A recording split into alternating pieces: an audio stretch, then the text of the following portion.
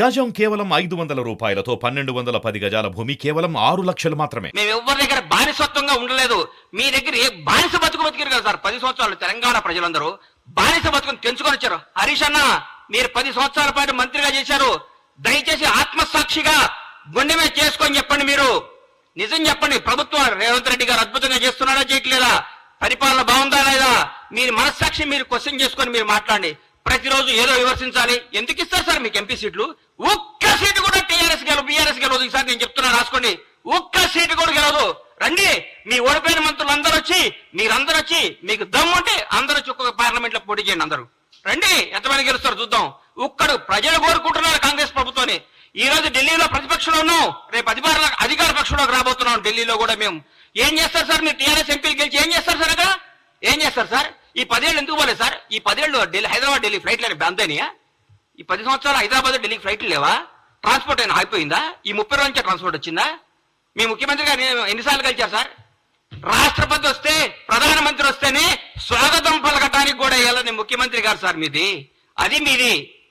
మా ముఖ్యమంత్రి గారు, మాజీ రాష్ట్రపతి గారు వస్తే పోయి పలకరించి నమస్కారం పెట్టి ఆయన సంస్కారం చాటుకున్న గొప్ప నేత రేవంత్ రెడ్డి గారు.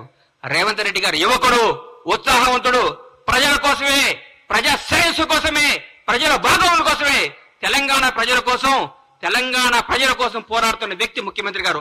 ఆయనను పట్టుకొని ఆయన పిసిసి అధ్యక్షుడిగా ఉన్నప్పుడు ఏం చేశారు, పిసిసి అది లేనప్పుడు ఏం చేశారు? విమర్శిస్తారు సార్, విమర్శిస్తారు. ప్రజలు ఒప్పుకున్నారు. మా కార్యకర్తలందరూ మా ఇంటనే ఉన్నారన్నారు హరీష్ అన్న. 10 సంవత్సరాల ప్రతిపక్షంలో ఉన్నా గానీ కాంగ్రెస్ కార్యకర్తలందరూ కాంగ్రెస్ లో ఉంటారు. ఈ రోజు ఏ పార్టీ కార్యకర్తలు అధికారం ఉన్నా లేకపోయినా ఒక కార్యకర్తలు అంటూ ఉంటారు.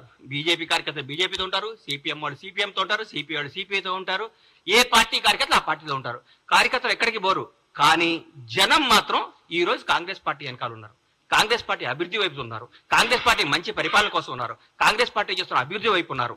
దయచేసి ఇకనైనా ఆలోచించుకోండి. కొంతకాలం మీ మానసిక స్థితిని మీ తప్పులు ముందు రెక్టిఫై చేసుకోండి.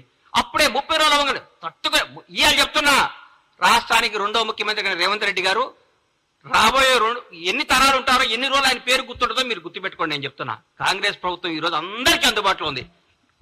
డైరెక్ట్ సెక్రటరీకి వెళ్ళిపోతున్నారు సార్. ఎవరు పడ్డా ఏ సమస్య ఉన్నా సెక్రటరీకి పోతున్నారు. ఏ సమస్య ఉన్నా ఒక మంత్రి గారిని కేక్ వాక్తో కలుస్తున్నారు. ఏ సమస్య ఉన్నా ముఖ్యమంత్రి గారి దగ్గర పోతున్నారు. ఇంతకంటే ఏం కావాలి సార్? సెక్రటరీకి ఎవరైనా వచ్చారా సార్? మీరు కట్టిన ఈ ప్రగతి సెక్రటరీకి ఎవరైనా ఒక్కరు రాగలిగారా సార్? గేట్ల కాడ బంద్ చేపిస్తారు మీరు, గేట్ల కాడ మూపే చేస్తారు మీరు. మీరు ఏందో మాట్లాడదు. ఎందుకు సార్ మీరు ఎందుకు మీరు ఇంత టెన్షన్ పడుతున్నారు? ఎందుకు? మరీ ముఖ్యంగా హరీష్ రావు గారు, కేటీఆర్ గారు అయితే వాయమ్మనే ఆగం చేస్తున్నారు సార్. పెండ బిసినట్టు పిస్తున్నారు. ఎందుకు సార్? ఆగండి, కొద్దిగా ఆగండి సార్. పిసుకకండి కొంతకాలం. మిమ్మల్ని మీరు చెక్ చేసుకోండి, మిమ్మల్ని మీరు చేసుకోండి. జనం మోసపోయారా? ఎందుకు పోతారు సార్? జనం చాలా విజ్ఞతతో ఉంటారు సార్. మీ అందరికంటే మన అందరికంటే జనం చాలా తెలివిగలవాళ్ళు. చాలా గొప్ప నిర్ణయాలు తీసుకున్నారు. ఈ రోజు వాళ్ళకి అవసరం, రాష్ట్రానికి అవసరం కాబట్టి కాంగ్రెస్ పార్టీ ఘన విజయం సాధించింది.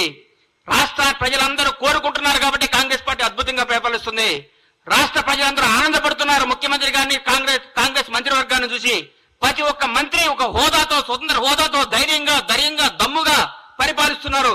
వాళ్ళ వాక్ స్వాతంత్ర్యం ఉంది ఇక్కడ. ప్రతి ఎమ్మెల్యేకి వాక్ స్వాతంత్రం ఉంది ఇక్కడ.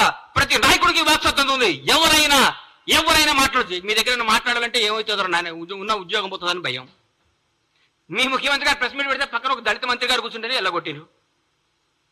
మేము మా బ్యూటీ చూడండి. ప్రగతి భవన్ ఉన్నాయి. ముఖ్యమంత్రి నివాసాన్ని డిప్యూటీ సీఎం బట్టి విక్రమార్క గారు దళిత ఉప ముఖ్యమంత్రి గారికి ఇచ్చి, అన్నా మీరు అందులో ఉండండి అని చెప్పారు. అది మా గొప్పతనం. దయచేసి ఇప్పుడు చెప్తున్న హరీష్ రావు గారు, కొంతకాలం ఓపిక పట్టండి. 100 రోజులు కాదు, 1000 రోజులైనా మీకు రారు. 1000 రోజులైనా మీకు జరగదు. మీరు ప్రెస్ మీట్ పెట్టే అవకాశం ఉండదు. ఊరికే మీరు పెట్టాలి ప్రెస్ మీట్. ఎదుగు పెట్టాలి కాబట్టి పెట్టాలి. ఎందుకంటే మీకు అట్లాంటి ప్రెజర్స్ ఉన్నాయి పైన. ఏ ప్రెస్ మీట్ పెట్టు అలా తిట్టని మీకు ప్రెజర్స్ ఉన్నాయి కాబట్టి ఆ ప్రెజర్స్ తట్టుకోలేక మీరు పెడుతున్నారని నాకు అర్థమైంది. మీ మనస్సాక్షిలో మేము బాగా చేస్తున్నాం, మీ మనసుకు కూడా తెలుసు.